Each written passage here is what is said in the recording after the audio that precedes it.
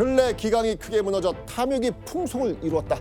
힘센 집안이 나라 사람들이 대대로 지녀온 전민을 거의 다 탈점했다. 힘센 집안, 그러니까 권문세족이 백성을 병들게 하고 또 나라를 힘들게 하고 있으니 이를 바로 잡겠다는 겁니다. 신돈이 거리 곳곳에 이런 포고령을 붙인 이유가 있죠. 이때 신돈이 개혁을 위해 설치한 기구가 있었습니다. 전민변정도감. 자, 여기서 도감은요, 고려시대에 나라에 일이 있을 때 임시로 설치하던 관할을 뜻합니다. 그러니까 토지와 백성의 실태를 정확히 조사해서 원래의 위치로 돌리는 그런 기구라는 뜻입니다. 당시 강제로 토지 빼앗아가지고 대토지를 소유하게 된 권문세족 많다 그랬잖아요. 네. 또 이들은 백성을 약탈해가지고 강제로 노비로 삼기도 했습니다. 자, 이 전민변정도감을 설치한 신도는요, 강압적으로 노비가 된 억울한 양민, 부당하게 빼앗긴 토지 두 가지 문제를 해결해 주겠다고 선언합니다. 자, 그렇다면 이 포고령이 붙은 뒤 어떤 일이 벌어졌을까요? 억울한 사연을 가진 백성들이 전민변정도감으로 몰려들기 시작합니다. 그동안 권문세족의 눈치를 보던 이들이 빼앗긴 토지와 신분을 되찾기 위해서 드디어 행동하기 시작한 겁니다. 신도는 직접 판사가 되어서 억울한 백성들의 손을 들어줍니다. 저 노비 문서를 불에 태워버리고 저 사람을 양민으로 삼으라. 전민변정도감을 통해 권문세족이 강제로 빼앗은 토지 본래의 주인에게 돌아갑니다. 또 강제로 노비가 된 이들 역시 많이 해방됩니다. 백성들 사이에서 신돈의 인기는 어떻게 됐을까요? 왕한테 올라갑니다. 진짜. 그야말로 승승장구합니다. 성인이 나섰다. 신돈은 살아있는 부처라며 극찬합니다. 하지만 공민왕의 허락과 지지 없이 신돈 홀로 이런 일을 할 수 있었을까요? 못하죠. 뒤에서 지지했기 때문에 그렇죠. 그랬다 생각. 신돈 입장에선 전민변정도감을 통해 이 백성들의 억울함을 풀어주고 공민왕 입장에선 이 눈엣 가시였던 권문세족의 힘도 빼놓고 또 백성들의 지지까지 동시에 챙기는 누이 좋고 내부 좋은 일이었던 것입니다. 웬 떠돌이 승려가 갑자기 툭 튀어나와서는 공민왕을 등에 업고 개혁의 칼을 마구 휘두르고 있는 상황. 자, 이 모습을 지금 바라보고 있는 신하들의 반응은 어떨까요? 안 꼽죠. 네. 왜 승려에게 권력을 줘서 자기 마음대로 권력을 휘두르게 하십니까? 라면서 이 공민왕에게 불만을 털어놓겠지요. 자, 이런 신하들의 반발을 들은 공민왕의 반응은 또 어땠을까요? 묵묵부답. 자, 그렇다면 또 한 번 신하들의 강력한 반발을 마주하게 된 신돈. 신돈은 또 과연 어떻게 대처했을까요? 자기를 비방하는 자는 모두 중상모략하여 바다에 수장하였다. 없는 죄까지 뒤집어 씌워서 바다에 수장시켜버렸습니다. 진짜요? 야. 여기서 끝이 아닙니다. 옥사를 꾸며냈다. 관정에서 삭제하여 일반민으로 삼았다. 모두 그 토지와 노비를 몰수하였다. 머리를 깎아 산사로 내쳤다. 와. 암살을 피해 도망치듯 궁을 빠져나갔던 과거의 신도는 이제 잊으십시오. 무시하죠. 왕에게 불충을 저질렀다면서 거짓 옥사를 꾸며내기도 했고요. 어이구. 게다가 신분과 관직, 재산을 모조리 박탈합니다. 심지어는 강제로 승려로 만들어서 절에 보내버리기까지 합니다. 그리고 이때 신돈의 날카로운 레이더망에 제대로 걸린 이가 있었습니다. 개성까지 쳐들어온 홍건적을 쫓아내는데 거대한 공을 세운 사람, 바로 최영이었습니다. 최영이 몇몇 환관들과 결탁해 왕과 신하 사이를 이간질했다. 신돈은 거짓으로 최영을 모함한 다음 지방으로 좌천시켜버립니다. 원나라에서부터 공민왕 곁을 지켜온 공신도, 전쟁에서 공을 세운 무신도, 신돈의 말 한마디면 하루아침에 나가 떨어집니다.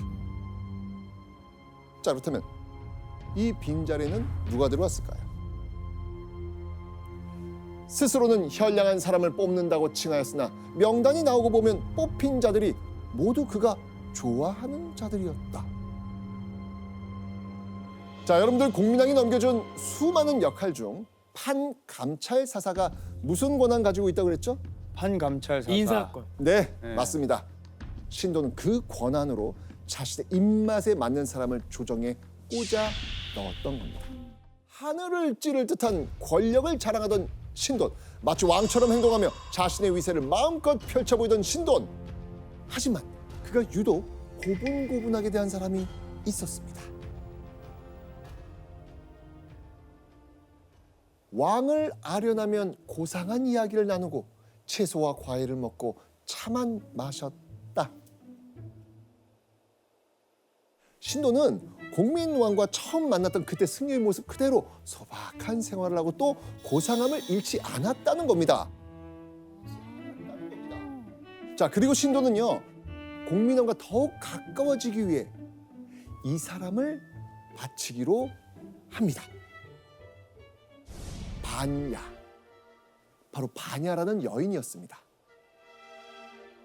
자, 그런데 여기에 놀라운 점이 하나 있어요. 다름 아닌 반야의 정체입니다. 반야? 충격적이게도 반야는 신돈이 아끼는 여종이자 첩이었습니다. 그러니까 신돈은 노국공주를 잃고 시름에 빠져있던 공민왕의 공허한 마음을 제대로 공략한 겁니다. 공허했던 공민왕의 마음을 사로잡아 반야가 만약 아들을 낳는다면 신도는 아마도 공민왕과 더 가까운 관계가 돼서 고려를 더욱 쥐락펴락하려고 했던 건 아니었을까요? 자, 공민왕 앞에서는 고상한 이야기를 나누고 소박한 생활을 이어간 신돈. 네. 과연 공민왕이 없을 때는 어떤 생활을 했을까요?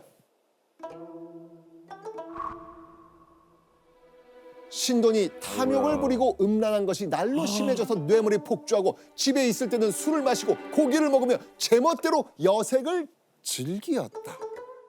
그런데 이 중에서도 더 놀라운 건 신돈의 여성 편력이었습니다. 그러니까 여색. 용재총알한 야사집에 신돈에 대한 기록이 남아 있거든요. 신도는 관리들의 처첩 중에 용모가 뛰어난 여인이 있으면 사소한 트집을 잡아 그 남편을 감옥에 가뒀다. 아우. 그리고는 연통을 넣어 부인이 직접 억울함을 호소하러 오게 했다. 신도는 별실에 이부자리를 깔고 앉아 있었다고 한다. 신돈이 관리의 처첩 중 마음에 드는 여인이 있으면 어떻게든 트집 잡아서 자신의 집에 끌어들였다는 거죠. 사실 여러분들이 신도는 승려라고 생각을 하시지만 이미 세속인이 됐거든요. 더군다나 권력도 얻었고요. 물론 이런 이야기, 이런 자료들이 나오게 된 것은 당시에 신돈을 싫어했던 세력들이 소문을 그렇게 냈던 부분들도 분명히 있을 것이고요. 특히 기록을 고려사에 올렸던 사람들은 조선시대 유학자들이잖아요. 유학자들은 너무도 신돈을 싫어했기 때문에 보나마나 그런 소문은 다 사실일 거라고 생각해서 올렸다고도 하는 그런 시각도 있을 수 있습니다. 빈 손으로 전국을 떠돌며 시체를 묻던 그 매골승 신돈이 공민왕이 보지 않는 곳에서 점점 권력의 맛 그리고 속세의 맛에 빠져들어간 겁니다. 자, 그리고 신돈은요 1369년 2월 자신의 지위를 더 확고하게 하기 위해 비장의 카드를 꺼내듭니다. 오도 사심관.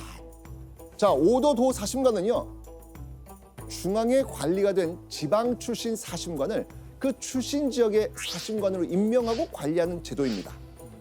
즉 중앙의 권력이 지방까지도 미칠 수 있게 하는 그런 제도였죠. 신도는요 중앙 정치 세력을 장악한 데서 만족하지 않았습니다. 자신의 편을 사심관으로 임명한 다음 전국 곳곳에 보내려고 했죠. 한마디로 중앙은 물론 지방까지 신돈이 통제하겠다는 심산이었습니다. 자, 과연 신돈의 제안을 들은 공민왕 어떤 반응 보였을까요? 자, 공민왕은요 신돈의 제안을 단칼에 거절합니다. 그만두시게. 오, 이제부터 좀 삐끗삐끗하네요. 진짜요? 결국 이 사심관이라고 하는 게 그 지역에 이 내려오게 되는 곡물이라고 하는 거. 그러니까 말하자면 지방에서 중앙으로 바쳐야 되는 곡물을 그 지역 내에 분배를 하는 역할을 하거든요. 이거를 자기가 임명한다라고 하는 건 지역과 연계돼 있는 유통과 경제권을 장악한다는 뜻이 돼버리는 거예요. 그러니까 국민당이 속으로 생각할 때는 참 이 친구 너무하네? 이런 생각이 들겠죠. 그것까지는 못 줘라고 이야기를 하면서 단칼에 잘라버리는 겁니다. 자신이 준 권력 이상을 원하는 신돈의 행태에 신돈을 보는 국민당의 시선이 조금씩 달라지기 시작합니다.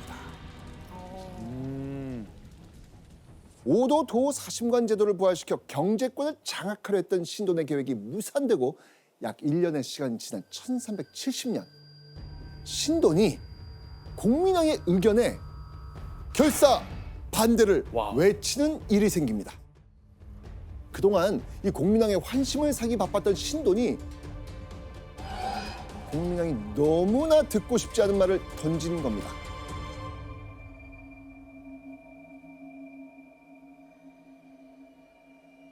전하, 영전 공사를 당장 중단하셔야 하옵나이다. 국민왕은 노국공주의 무덤을 화려하게 만들기 위해 온갖 정성을 쏟아 부었습니다. 그런데 그런 노국공주의 영전 사업을 중지하셔야 합니다. 라고 지금 태클을 건 거예요. 그러면 사실 신돈도요, 이 영전 공사를 중지하라는 말을 하고 싶지는 않았을 겁니다. 그런데 1370년 영전 공사 도중에 백성 26명이 압사당하는 큰 사고가 일어났어요. 그러면은 노국공주 추모 사업으로 국고는 탕진된 지 오래였고요. 수많은 백성이 목숨까지 잃고 있는 상황. 국민왕을 향한 백성들의 불만 어떻게 되겠어요? 점점 커져요. 커지고 있겠죠. 신하들은 물론이고 국민왕의 어머니 명덕태후까지 나서가지고 영전 공사는 멈추셔야 됩니다라고 이야기하는 상황이에요. 상황이 이 지경인데 명색이 왕의 사부인 신돈이 가만히 있을 수 있었을까요? 신돈 역시 국민왕의 심기를 거스를 수 있다는 걸 알면서도 울며 겨자 먹기로 공사 중단을 요청했던 겁니다. 끈끈했던 신돈과 국민왕의 관계에 서서히 금이 가기 시작한 겁니다. 그리고 그로부터 한 달 뒤인 1370년 7월 전라도를 시찰하러 다녀온 한 관리의 행동 때문에 궁궐이 발칵 뒤집혀집니다. 국민왕이 엄청난 분노를 쏟아냈거든요. 왜요? 바로 시찰을 다녀온 관리가 국민왕이 아닌 신돈을 찾아 먼저 보고를 한 거예요. 화가 머리끝까지 치솟은 국민왕은요, 곧장 그 관리를 붙잡아 곤장을 칩니다. 이쯤 되면 신돈도 예전이랑 분위기가 다르네? 이런 생각 들지 않았을까요? 그런데 신돈이 국민왕의 눈치를 보게 되는 사건은 연달아 일어납니다. 자, 이때가 오랜 기간 고려를 괴롭혔던 원나라가 쇠퇴하고 명나라가 새롭게 들어서고 있었던 그 원명 교체기였거든요. 명나라는요, 원나라처럼 고려와 사대 관계를 맺기를 원했거든요. 국민왕 역시 명나라와 충돌을 피하고 왕의 권위를 보장받기 위해서 명나라와 사대 관계를 맺기로 합니다. 그래서 명나라가 국민왕을 고려의 왕으로 책봉하던 그때 국민왕은 심기가 불편한 단어를 듣게 됩니다. 상국 신돈. 자, 여기에서 상국, 조선으로 치면 영의정, 좌의정, 우의정 3정승을 총칭하는 단어입니다. 심지어 명나라 사신은 신돈에게 비단까지 하사합니다. 또 다른 기록에 따르면요, 황제의 인장이 찍힌 조서까지 함께 전달했다고 합니다. 새롭게 사대한 명나라에게마저 신돈의 권위가 인정받는 상황. 이대로라면 명나라 힘을 빌려 신돈이 무슨 짓을 벌일 수도 있지 않을까? 그동안 공민왕의 머릿속에 모락모락 피어난 의심이 확신이 된 순간이었습니다. 얼마 후 신하들 앞에서 공민왕은 아주 뜻밖의 발표를 합니다. 아주 오랜 옛날의 선왕들은 모두 몸소 정무를 듣고 처리하였으니 각기 나에게 직접 보고하도록 하게 하라. 공민왕이 직접 정치를 하겠다면서 친정을 선포한 겁니다. 공민왕은요 곧장 신돈의 최고 권력 왕의 대리인 자격까지 박탈해버린 겁니다. 이게 어떤 의미일까요? 신돈의 힘이 없어지는 거. 갑자기 모든 권력을 빼앗기게 된 신돈의 심정은 과연 어땠을까요? 왕이 결정한 이상 신돈이 할 수 있는 일은 아무것도 없었습니다. 신돈은 모든 것을 내려놓은 채 궁을 떠나야만 했습니다. 가요? 네. 어? 자, 그런데요. 공민왕이 친정을 선포하고 약 9개월이 지난 1371년 7월 공민왕의 가슴을 철렁 내려앉게 하는 익명의 고발이 들어옵니다. 흉악한 모의를 모두 알게 되어 몰래 이를 기록하였다. 흉악한 모의는 바로 영모. 자, 그렇다면 영모를 진행한 사람이 누구였을까요? 신돈. 신돈. 우연히 신돈의 새로운 영모 계획을 눈치챈 한 관리가 그 사실을 공민왕에게 밀고 있다고 합니다. 신돈의 영모 소식을 알게 된 공민왕. 공민왕은 영모 고발을 듣고 단 사흘 만에 신돈을 지금의 경기도 수원으로 유배 보내라 명을 내립니다. 오. 그렇게 신돈은 순식간에 대역죄인이 되어서 수원으로 유배를 가게 됩니다. 그런데 수원에 도착한 신돈을 누군가 급히 불러냅니다. 다름 아닌 공민왕이 보낸 신하였습니다. 공민왕이 신돈을 보고 싶어 한다고 전화로 온 겁니다.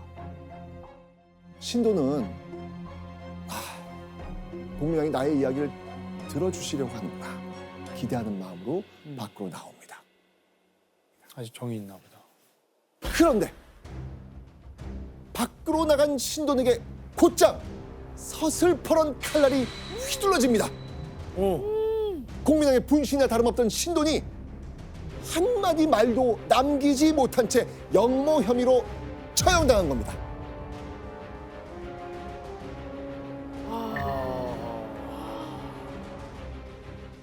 그렇게 신돈이 죽고 공민왕은 한 가지 명을 내립니다. 목이 베어 죽임당한 신돈의 사지를 절단하라고 한 겁니다.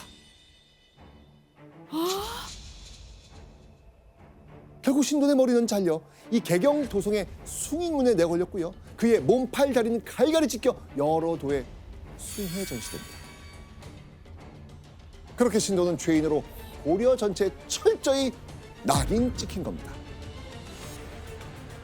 야, 근데 궁금한 게 교수님. 예. 신돈이 진짜 영모를 일으키게 한 건가요? 여기에도 아마 두 가지 시각에서 바라볼 수 있을 것 같은데요. 실제로 영모를 일으키려고 했다라고 이렇게는 뭐 볼 수는 있습니다. 그런데 그것보다는 이 신돈과 공민왕 사이가 멀어졌잖아요. 그 멀어진 틈을 이용해서 그런 익명서 같은 걸 만들어서 신돈을 제거하려고 했던 거죠.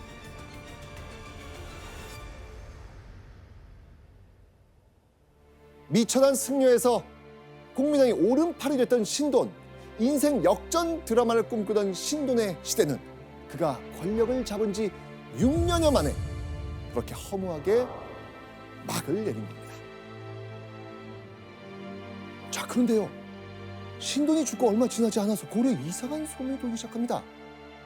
신돈과 함께 소문의 주인공이 된 사람이 있습니다. 뭐니노 모니노는 훗날 공민왕에 이어 고려 제32대 왕이 되는 우왕의 어린 시절 이름입니다. 자, 공민왕의 뒤를 이어 왕이 될 인물이니 당연히 누구의 아들입니까? 공민왕이 아니고. 공민왕의 아들이겠죠.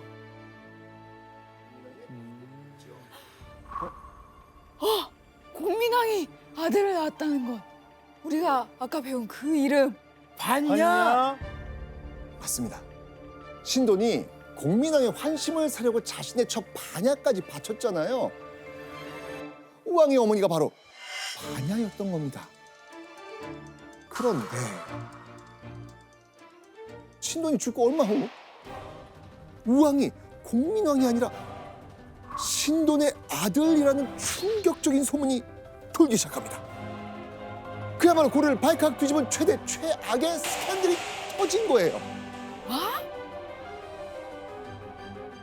공민왕은 자신의 아들이 태어났다는 사실을 비밀에 붙이고 있었거든요. 뭐? 그러다가 결과적으로 신돈이 죽고 난 다음에 7살 된 우왕을 궁궐로 데려오면서 이 사람이 내 아들이다라고 처음 밝히게 된 거예요. 그렇게 되니 사람들 입장에서는 왜 이제서야 자기 후계자라고 데려왔지? 라고 의심을 할 수밖에 네. 없는 상황이 돼버렸잖아요. 와. 근데 그러면 만약에 진짜 공민왕의 아들인데도 숨겼다는 입장은 왜 숨겼을까요? 아무래도 그 우왕의 어머니가 신분 자체가 이렇게 떳떳한 신분이 아니었기 때문에 드러내놓고 내 아들이다라고 이야기하기가 되게 어려웠을 거예요. 우왕은 신돈의 아들일까요? 공민왕의 아들일까요? 그 진실은 영원히 알 수 없습니다. 하지만 우왕 출생에 얽힌 소문은요, 훗날 고려를 멸망시키고 조선을 건국했던 이성계와 정도전 같은 세력에게 좋은 명분이 되었죠. 우왕은 공민왕의 자식이 아닌 신돈의 자식이니 신씨에게 이미 왕위가 넘어갔다고 한 겁니다. 이른바 우창비왕설. 그러니 조선 건국은 정당한 것이다 라면서 당위성을 주장한 거죠. 그렇게 신돈의 이름은 죽어서도 끊임없이 이용된 것입니다.